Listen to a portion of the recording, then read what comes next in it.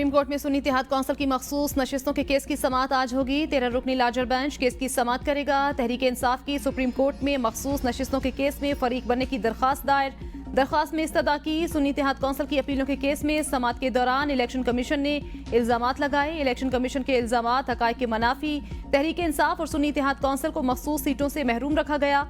तहरीक इंसाफ को मखसूस नशिस्तों की फहरिस्त देने की इजाजत नहीं दी गई। अटॉर्नी जनरल मंसूर उस्मान अवान ने तहरीरी मारूजात सुप्रीम कोर्ट में जमा करा दी।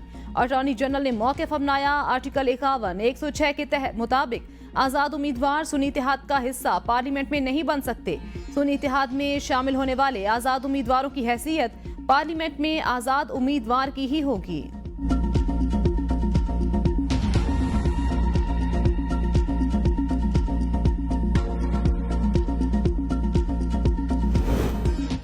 मखसूस नशिस्तों के केस में चीफ जस्टिस को बेंच में नहीं बैठना चाहिए था। रहनुमा पीपल्स पार्टी एतजाज अहसन की ABN न्यूज के प्रोग्राम सवाल से आगे में गुफ्तगू। कहा, मखसूस नशिस्तों के हवाले से सुप्रीम कोर्ट को देखना चाहिए। अदालत कह चुकी है इलेक्शन कमीशन ने फैसले की गलत तशरीह की। इस केस में इलेक्शन कमीशन ने बेइंतहा रुकावटें खड़ी की हैं।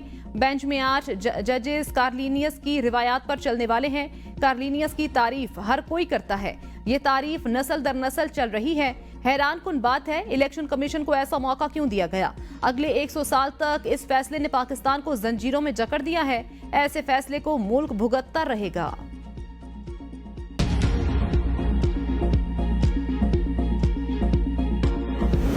इद्दत में निकाह केस, बानी PTI और बुशरा बीबी की सजा मौतली की दरख्वास्त पर फैसला आज सुनाया जाएगा। डिस्ट्रिक्ट सेशन जज अफजल मजूका इद्दत में निकाह केस में सजा के खिलाफ अपीलों पर फैसला सुनाएंगे। बानी PTI इस वक्त सिर्फ इद्दत में निकाह केस में सजा के बायस अडयाला जेल में है। 25 नवंबर 2023 को खाबर मानिका ने सिविल जज कुदरतुल्लाह की अदालत में शिकायत दायर की थी। अडयाला जेल में 14 घंटे समाअत के बाद 2 फरवरी को ट्रायल कोर्ट ने फैसला महफूज किया। 3 फरवरी को अदालत ने बानी PTI बुशरा बीबी को 7 साल कैद की सजा सुनाई।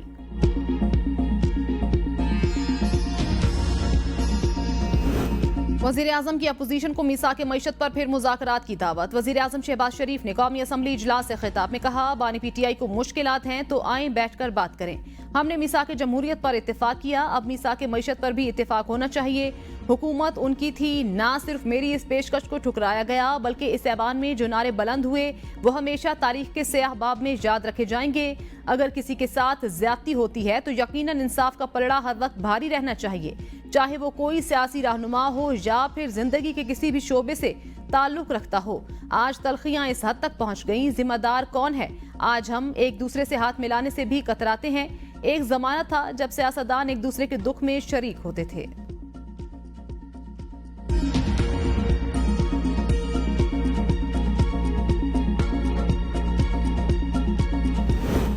उमर अयूब ने वज़ीर आज़म की मुज़ाकरात की पेशकश को बानी PTI की रिहाई से मशरूत कर दिया। अपोजिशन लीडर का कौमी असम्बली इजलास में इज़हार ख्याल।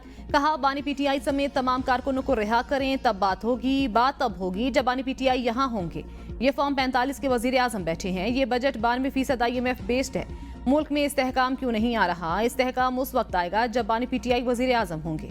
अदलिया का ताक़ुब किया जा रहा है। वज़ीर आज़म शहबाज शरीफ और अपोजिशन रहनुमा उमर अयूब के खुशगवार मूड में मुसाफे की तस्वीर सामने आ गई।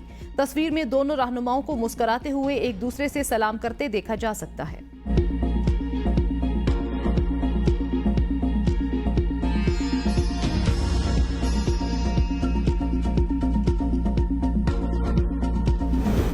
अमरीकी कांग्रेस का पाकिस्तान से इंसानी हकूक की पासदारी और कानून की बालादस्ती यकीनी बनाने का मुतालबा। करारदाद में पाकिस्तानी अवाम के इंसानी और सियासी हकूक की खिलाफ वर्जी और जमहूरी अमल में शिरकत को दबाने की कोशिशों की मजम्मत। करारदाद में मुतालबा किया, हुकूमत अवाम के इज्तिमा और इजहार की आज़ादी का एहतराम करे और सहाफत की आज़ादी यकीनी बनाए। अमरीकी कांग्रेस की तरफ से पाकिस्तानी शहरियों को हरासा करने, गैर कानूनी हिरासत में रखने की भी मजम्मत। करारदाद में कहा, पाकिस्तान के सियासी, इंतखाबी या अदालती अमल को तबाह करने की किसी भी कोशिश की मजम्मत करते हैं।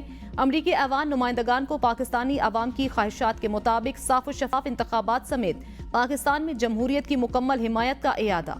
करारदाद के हक में 368 और मुखालिफत में सिर्फ 7 वोट पड़े। 56 अरकान ने वोटिंग में हिस्सा नहीं लिया। कोयटा, डेरा बुगटी और खुजदार में बारिशों से जानी नुकसानात। PDMA रिपोर्ट के मुताबिक सुई में तूफानी बारिश के दौरान मकानात की छतें गिरने के वाकयात रिपोर्ट हुए। सूई में छत गिरने के वाकयात में 2 अफराद जाँ बहक, 20 जख्मी हुए। खुजदार में आसमानी बिजली गिरने से एक शख्स जाँ बहक हो गया। डेरा बुगटी की तहसील सूई में तूफानी बारिश से सूरत हाल खराब है। महकमा PDMA ने सूई में इमरजेंसी ऑपरेशन शुरू कर दिया।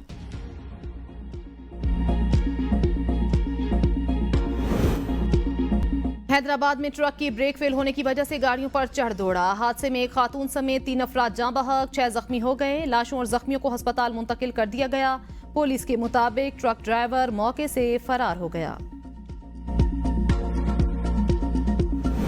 कराची में शाहराह फैसल पर लोड शेडिंग और पानी की शदीद बहरान के खिलाफ जमात इस्लामी का एहतजाज। अमीर जमात इस्लामी कराची मनम मुजफ्फर ने कहा, कराची को वफाक ने भी नजरअंदाज कर दिया, सूबाई हुकूमत ने भी नजरअंदाज कर दिया। सूबाई हुकूमत शहर से लेना जानती है, देना नहीं, कि इलेक्ट्रिक कातिल बनी हुई है। सैकड़ों लोग हीट वेव की नजर हो रहे हैं।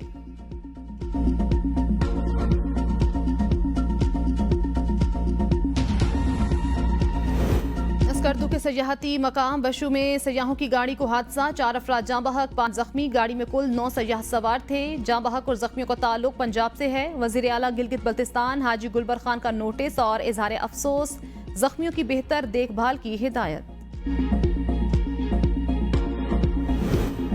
कराची में कोरंगी नासिर जंप के करीब डकैती मज़ाहमत पर नौजवान जख्मी, जिना अस्पताल मुंतकिल। लियारी कलरी न्याजी चौक के करीब जाती झगड़े के दौरान फायरिंग से 23 साला नौजवान जख्मी।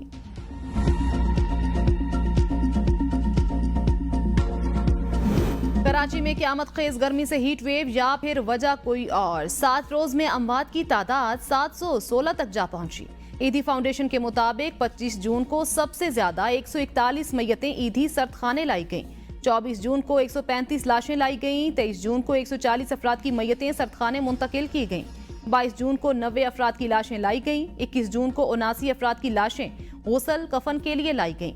20 जून को 61 और 19 जून को 70 लाशें मुंतकिल की गईं। कमिश्नर कराची कहते हैं, हीट स्ट्रोक से इतनी हलाकतें नहीं हुई जितनी बताई जा रही हैं। तमाम जराए से तस्दीक की, हीट स्ट्रोक से ज्यादा हलाकतें नहीं हुई। इंतकाल करने वालों की शरह 4 से 5% ज्यादा है। कराची में हीट स्ट्रोक से 10 हलाकतें हुई। सूबे में हीट स्ट्रोक के तकरीबन 1700 केस रिपोर्ट हुए। कब्रिस्तानों के डेटा में कोई गैर मामूली इजाफा नहीं देखा गया। सर्दखानों में डेटा मौत की वजह से साथ मुरतब नहीं किया जाता।